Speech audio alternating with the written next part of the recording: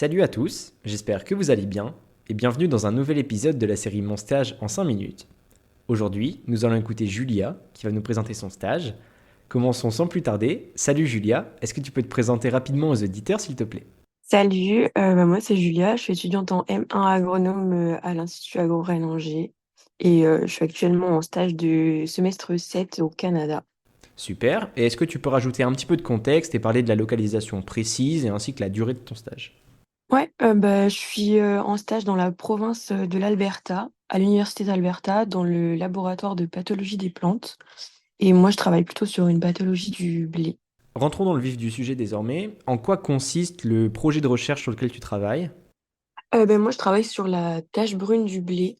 Donc, le truc, c'est qu'on est deux stagiaires. Donc, on est un peu sur deux projets toutes les deux parce qu'on travaille ensemble.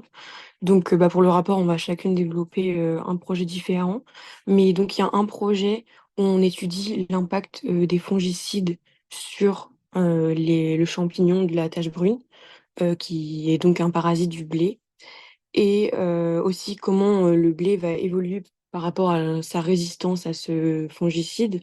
Et d'un autre côté, on étudie l'évolution des différents génotypes de blé dans le bassin méditerranéen pour la résistance à ce pathogène. Donc, en fait, on a plein de génotypes et on va chercher à voir lesquels sont résistants à tel ou tel pathogène. Ok, trop bien. Bah, ça a l'air en vrai, ça a l'air vachement bien de pouvoir voir différents aspects sur la tâche brune. Est-ce que tu pourrais un peu nous décrire une journée typique pour répondre à ces missions? Ça va plutôt être des semaines typiques. Disons que chaque jour, chaque journée a des tâches bien définies. Mais on va dire que globalement, on commence plutôt entre 8 et 9 heures et on termine entre 16 et 18 heures. Donc ça fait quand même des grosses journées. Après, il y a des jours plus légers que d'autres, mais les semaines se ressemblent un peu toutes. Ok. Et est-ce que tu pourrais un peu nous décrire une journée terrain aussi? Ouais, au début du stage, on est allé un petit peu sur le terrain. Mais c'était pour pouvoir lancer les expériences, c'est-à-dire qu'on est allé récolter en fait des échantillons de blé qui ont été semés dans des parcelles d'essai au début de l'été. Et donc en fait, quand on y allait, on partait tôt et puis on allait juste couper du blé à la main au ciseau toute la journée. Donc c'était pas les journées passionnantes vraiment quoi. S'il fallait donner des points positifs majeurs, des choses qui font que ce stage est une expérience intéressante, quelles seraient-elles? La maître de stage, elle est vraiment hyper cool. Et ce qui est bien, c'est que moi, la PV, ça m'intéresse pas tellement. Moi, je veux plus faire du labo et de la recherche. Et ça me donne vraiment une vue d'ensemble sur ce que c'est que la recherche.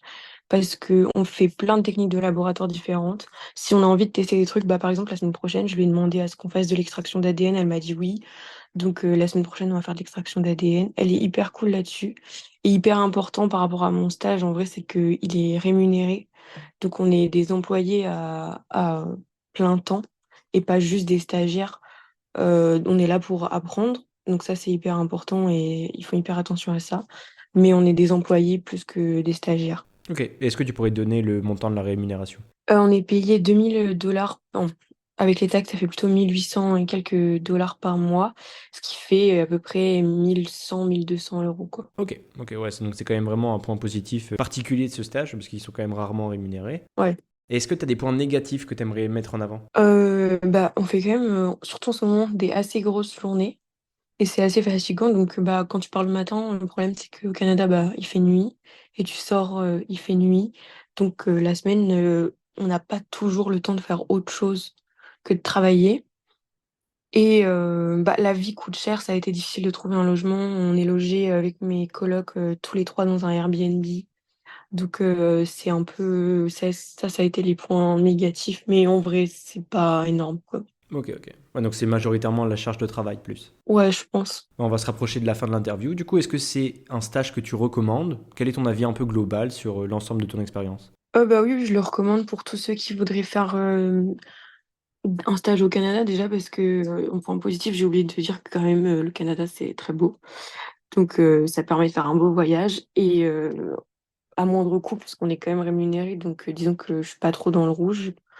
Et puis le fait que la maître de stage soit très attentive à ce qu'on apprenne des nouvelles choses tout le temps, ça fait que ça en fait une expérience qui est enrichissante aussi d'un point de vue professionnel. Ok, trop bien. Bah, merci beaucoup pour aujourd'hui. de rien. C'est terminé pour aujourd'hui. J'espère que cet épisode vous aura plu. Comme d'habitude, vous pouvez laisser un commentaire pour donner votre avis. En attendant, je vous souhaite plein de bonnes choses et à bientôt.